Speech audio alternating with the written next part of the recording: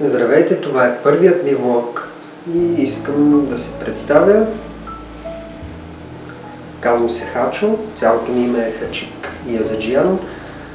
Роден съм на 20 септември 1987 година, което прави 28 години. Занимавам се с видеомонтаж, 3D анимация.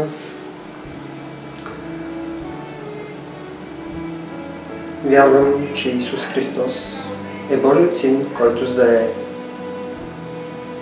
моето място на кръста, за да мога аз да живея. И вярвам, че ето тази книга, Библията, е Божие Слово и всичко, което е написано вътре в нея, е истина. Така, темата, за която искам да си поговорим или да помислим по нея, това е: кой е Исус Христос? Много често ние го виждаме на икони, в църкви, по статуята в Рио. Да, кой е Той? Според Библията Той е обещания Месия. Месия означава Спасител. Божият Син, който дойде на света, за да може да получим всички ние, аз, както и вие, и всеки един, който повярва в Него, да има вечен живот и да го има в изобилие. Защото всеки човек още с раждането си е грешник. Но в момента, в който човек приеме Господ, повярва в Него, има истинска вяра в Него, то тогава той вече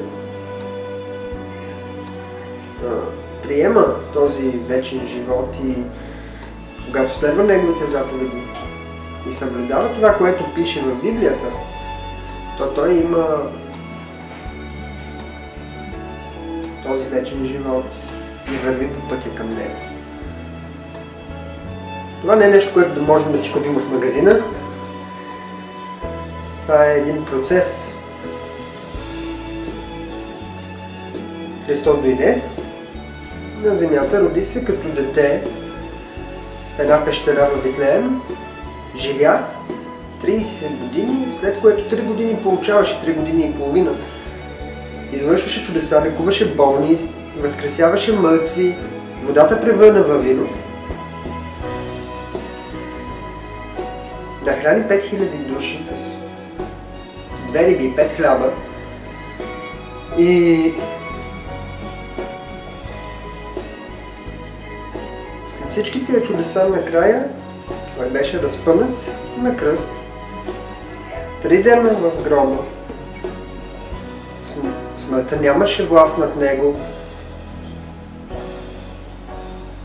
И тогава той възкръсна. И със своето възкресение той подари живот на всички.